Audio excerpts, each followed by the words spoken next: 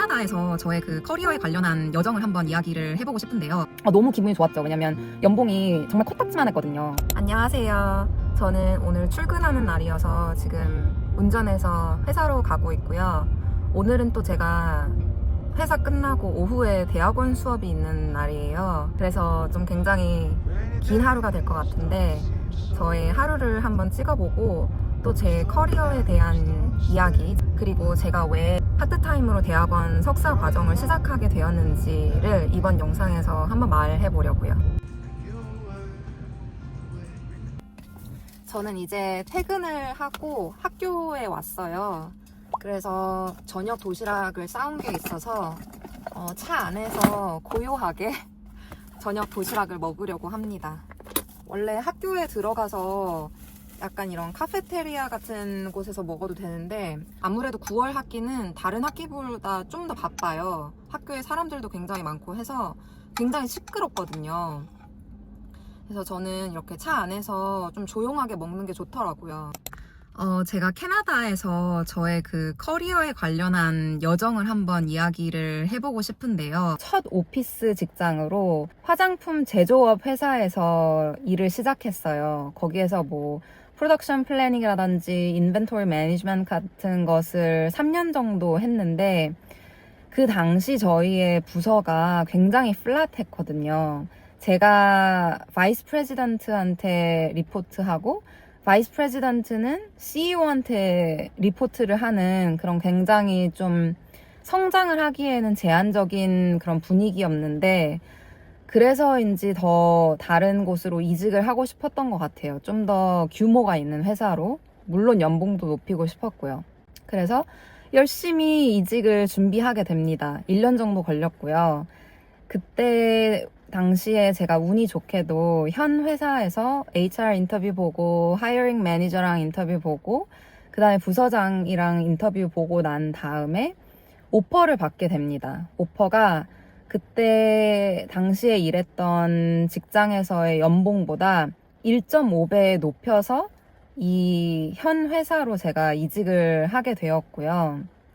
너무 기분이 좋았죠. 왜냐면 연봉이 정말 코딱지만 했거든요. 그랬는데 이제 현 회사에서 1.5배 준다고 하니까 거의 2배 점프인 거잖아요. 너무 감사하게 그 당시가 크리스마스 그 언저리여서 크리스마스 선물 받은 것처럼 너무 기분이 좋았던 기억이 있고요.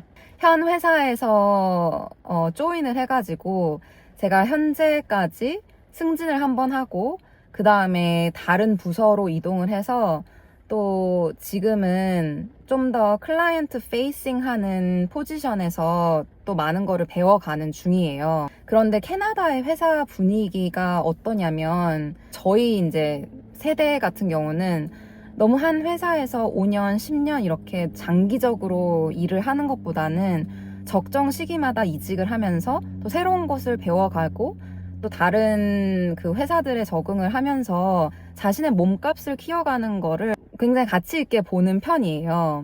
그래서 저도 지금 현 회사에서 3년 반 정도 일했기 때문에 내년 정도에는 이직을 하는 게 괜찮은 그런 시기이지 않을까라는 생각을 하고 있어요. 그리고 마침 내년이 제가 지금 다니는 학교 졸업이기도 하고 해서 시기가 잘 맞아 떨어질 것 같아서 저의 이직 목표는 내년 중반기입니다. 그렇다면 제가 왜 이런 야간 대학원 과정을 시작을 했냐? 왜냐하면 제가 백그라운드를 간략하게 얘기해보자면 캐나다로 20대 중반에 왔어요. 그러니까 한국에서 대학을 다니다가 캐나다로 온 거고 캐나다에서는 에듀케이션에 관한 백그라운드가 하나도 없는 거죠. 근데 이렇게 저희 회사에도 이직해서 들어오는 경력자분들 같은 경우에도 아무리 이민자라고 하더라도 캐나다에서의 뭐 석사 혹은 학사 그런 백그라운드가 다 있어요. 그래서 제가 생각하기로는 우리가 다 같이 경력자로 이직하는 거면은 만약에 나중에 파이널 스테이지에 가게 돼서 경력은 다 똑같이 있고 스킬도 다 비슷비슷할 거고 그러면은 정말 기본적인 학력을 볼 수도 있을 텐데 나는 한국에서 공부한 이력이 있고 다른 파이널 캔디데이트는 캐나다에서 뭐 석사까지 한 이력이 있으면 제 생각으로는 너무나 당연하게도 캐나다에서 verified 된 그 education institute에서 졸업장을 받은 그 친구가 조금 더 경쟁력이 있다고 느끼지 않을까? 하이어링 매니저는 그렇게 느끼지 않을까? 라는 생각을 하게 됐어요. 그래서 물론 제가 이게 너무 편협한 생각일 수도 있지만 그냥 나도 기본적인 그런 자격 요건은 다 똑같이 만들고 싶다라는 생각을 했던 것 같아요. 에듀케이션이 캐나다에서 그렇게 중요하지 않다. 일 경력이 더 중요하다라고 하지만 이직을 해보다 보면 이직이 너무 어려운 걸 알잖아요. 그러니까 그 이유가 제가 대학원을 다니기로 결정한 이유 중에 하나이고요. 제가 또 느꼈었던 거는 일 잘하는 거 너무나 중요하고 기본값이잖아요. 우리가 회사에서 승진을 하는데 당연히 일 잘해야지. 근데 또 그것만큼 중요한 게 소셜 스킬이에요. 뭐 소셜 스킬, 뭐 프레젠테이션 스킬 뭐 이런 거 있잖아요. 이 사람이 얼마나 사람들과 잘 어울리고 얼마나 라이커블한 사람이고 프레젠테이션 얼마나 이렇게 성중을 사로잡는 그런 스킬이 있는가 이런 것도 너무 중요한 요소 중에 하나더라고요. 근데 저는 성향이 좀 내향적이기도 하고요. 그리고 제가 이렇게 남들 앞에 나서서 이야기하는 거를 그렇게 즐기지도 않아요, 사실. 근데 또 회사에서 일을 하다 보면은 그런 게 너무 중요하고 승진을 고려할 때 그런 부분이 또 중요한 부분이 되는 거를 이제 보다 보니까 그러면 나도 내 자신을 좀 불편한 상황에 던져야겠다 그런 생각이 들었어요.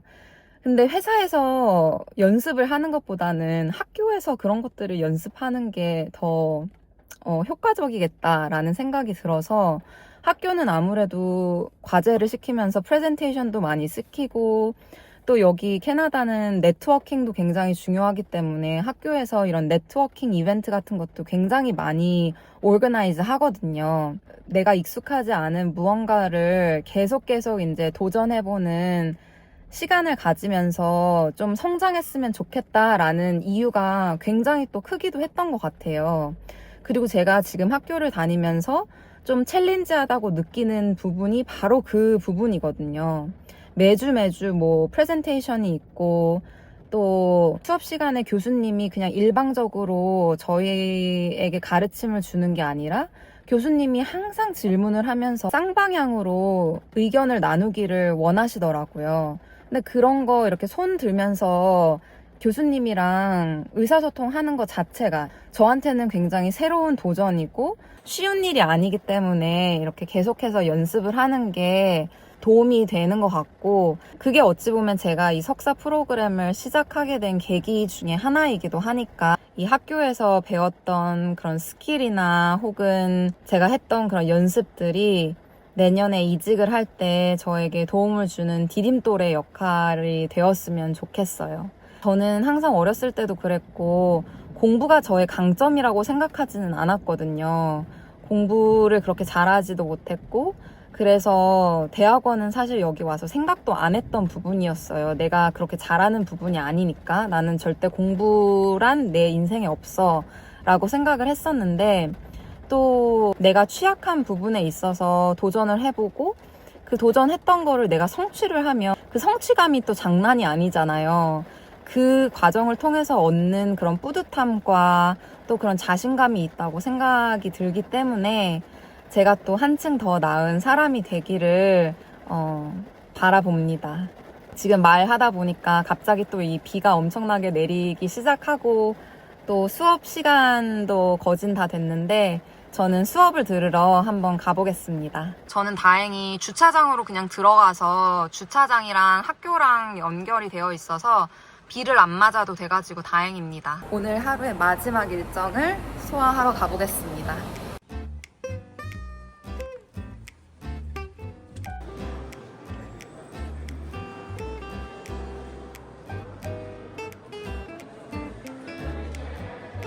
저는 이제 수업 끝나고 집에 가려고 차에 왔고요.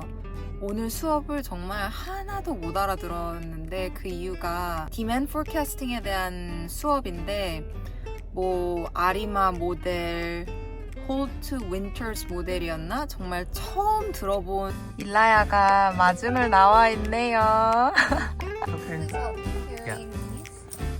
What else did you have?